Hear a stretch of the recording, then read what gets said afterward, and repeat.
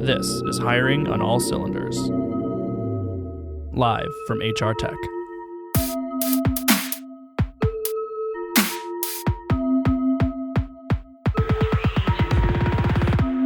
Hello everyone, Hiring on All Cylinders is back again in the early morning here on day 3 of HR Tech, and we have another twofer lined up for you. His third appearance during this conference, my CEO and friend, John Bischke. John, how are you this morning? Hey Rob, how's it going? Very well. And next to him and next to me is a man from a company that needs no introduction because I'm certain you all know them very well. He is the CEO of iCIMS, Colin Day. Colin, great to meet you. Thanks for being here. Yeah, great to be with you. So, John, I know you have a ton of questions for Colin. Do you want to go ahead and start it off? Yeah, let's dive on in. So, Colin, we're doing a session later today, and it's really about what's happened over the last decade in recruiting, something you know a thing or two about. So, give us a little bit about just your synopsis of the last 10 years, the growth of iCIMS, what you've seen change in the industry. What's been the most interesting developments in your mind? Yeah, so it's crazy to say now that we've been around for 17 years. Wow, it's amazing. Which is insane. I remember starting the company when I was 23, and I feel like an old man now. But yeah, it's still got a great vibe. It's always been a really vibrant space. Mm-hmm. There's always been so many vendors in it, and I think it's just awesome to see the innovation every year. It consolidates, and as soon as it consolidates, it seems like new vendors continuously sort of pop up. So very much a regenerative industry, but it's been fantastic. Kind of most of our big growth has come, I would probably say, over the last 5-6 years. Mm-hmm. So it's sort of a long, slow run, and getting into some pretty good momentum in the recent span. And we are just trying to make sure that no matter how fast we grow, we kind of stay to the core tenets of the business. We got in the industry because we saw that people didn't like their recruiting software. When they got polled, they literally said, "I hate my recruiting software," and it's an industry that's had negative NPS scores. So we got in with a mission to say, my God, someone's got to change that. And that's been our mission all the way through. And, as we grow and we scale, we get more customers. There isn't a day that we're not waking up and saying, my God, how are we going to stay true to that? Totally. Well, and I think this is something we'll cover in the session later today, but this notion of, many people do not like their ATS. Some people would even go so far as to say they hate their ATS. Yeah. Why do you think that is? I mean, at the end of the day, you guys have come into this space and you've done incredibly well where many others have not. What do you think is different about iCIMS and your approach that has really helped you guys to succeed in an area that, like you said, is very tough, has low NPS scores, has a lot of challenges with adoption? Yeah. I genuinely just think it's there's no rocket science to this. It's focus. It really is. And I think software sometimes is an industry that doesn't respect focus. People think, hey, I got to build more and more and new and begin to differentiate. In 17 years of doing this, I can probably count about 50 vendors that had huge promise and sort of came and went. And that was either through, they didn't have the right financial model to survive long term, or they ended up getting acquired.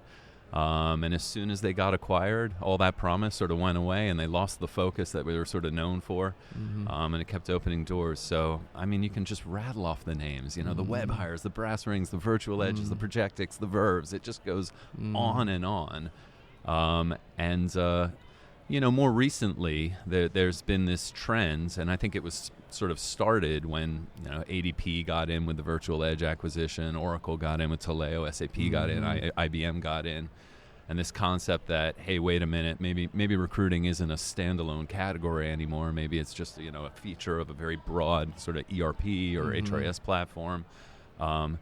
And believe it or not, we actually thought about going in that direction. And we started building out things like performance and learning, thinking, my God, that's the only way we're going to be able to compete.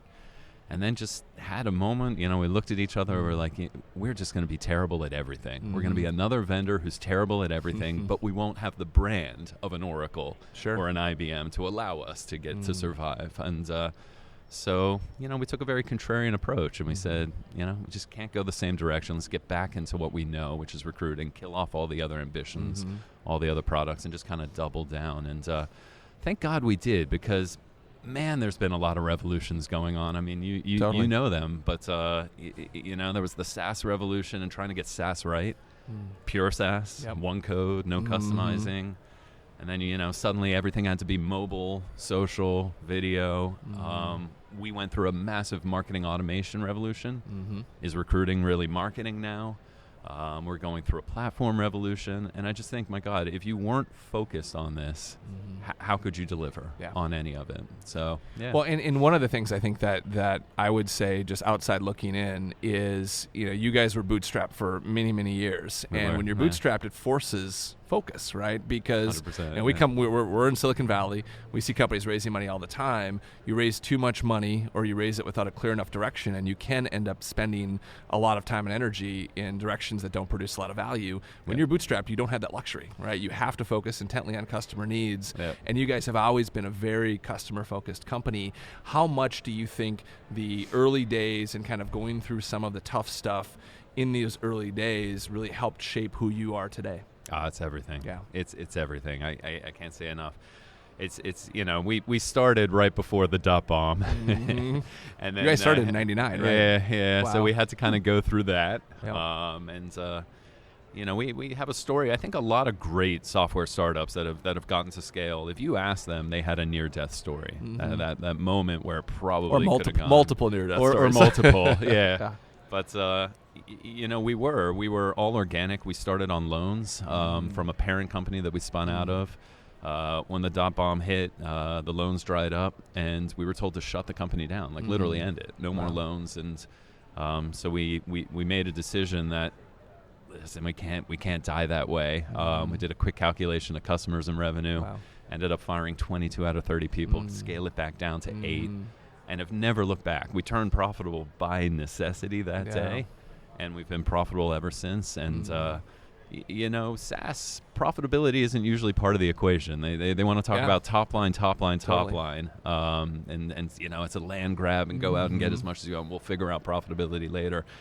We didn't have that luxury, and even now that we do, I don't want to rely on it. I love the history we've been through, and I think it's made us a better company. Yeah, that DNA of being scrappy. I ran a company in 2000. I ran a company in 2008. And when you go through those times and you realize that, even if you are venture-backed, that the venture capital money isn't always going to be there, it just forces a different mentality. That's musical on you. chairs. The music will stop. The music will stop. And if you can control your own destiny, that's huge. Yeah. So as you think forward to the industry, what are some of the things in the coming years, and these can be things about the industry in general, these can be things specifically that you're building at iCIMS, what are you most excited about right now?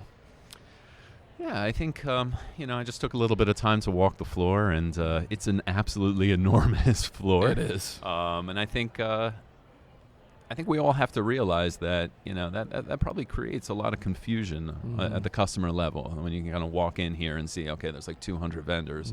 We're all trying to get at me from one angle or another, but seem to do a bit of each other. I think the thing that we're really excited about, and hopefully the industry is sort of excited about, is the concept of broadening, particularly in talent acquisition, from kind of software as a service to platform as a service. I think we've figured out where to draw our walls, and we really feel that, hey, we want to be the best talent acquisition suite, and we think that's sort of a CRM with an ATS with an onboarding component. And let's be the best at those three.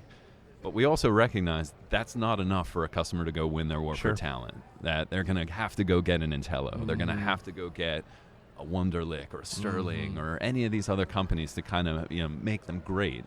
And our mindset is wonderful, but you shouldn't have to log into all these systems, have different user experiences across all of these systems. And so we've started a program called Unify, and really for us it just means let's open up our platform. Let's define APIs for every category that we're kind of seeing out there on the floor, and embrace the partners and bring them in and say, guys, let's solve this together. Let's create a better customer experience, and so that you can go out and get the best tools that you need to win your war, but feel that they're sort of cohesively put together to kind of create that sort of single user experience. So for us, that's the most exciting.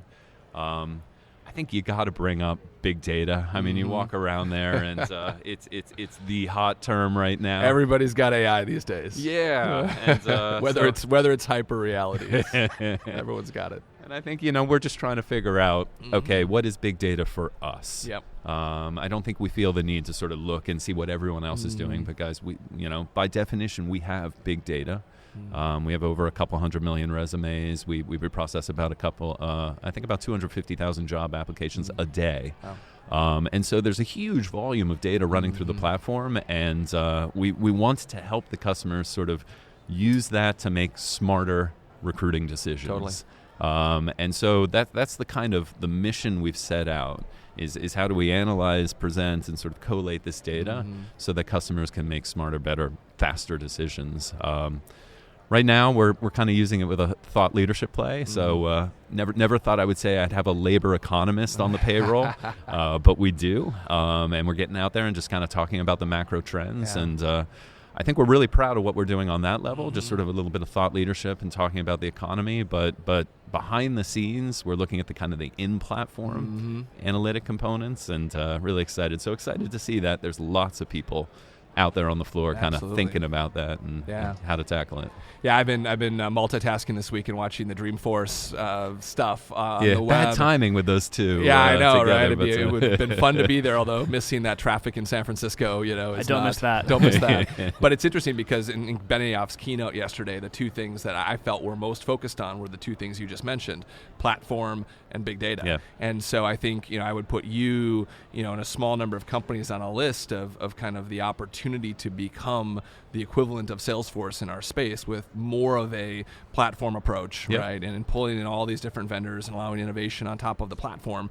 And then over time, bringing more and more predictive analytics and big data and machine learning to the table. So I think that's one of the biggest opportunities, period, in HR tech right now is on the recruiting side, who becomes kind of the equivalent of a Salesforce player. You got it. And clearly, you guys have as good a shot as anybody. I hope so. Our kind of theory is that we see steps in the evolution of the company, right? We've got to have the largest ATS customer base in the entire industry.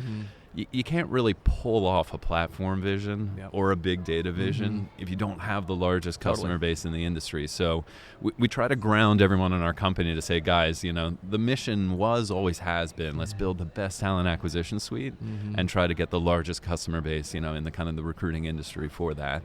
And if we pull that off, we will have the honor to try to solve the kind of the platform and the big data play. So we know it's an incremental. You can't just dive into platform or big data without sort of getting a big customer base. Makes sense. Well, Colin, thanks so much for your time. Yeah, Congrats on the success. I mean, it's really been fun to watch and to partner with you guys, and we're really excited about the future and excited for our panel today as well. Absolutely. Likewise. Thanks so much. You bet.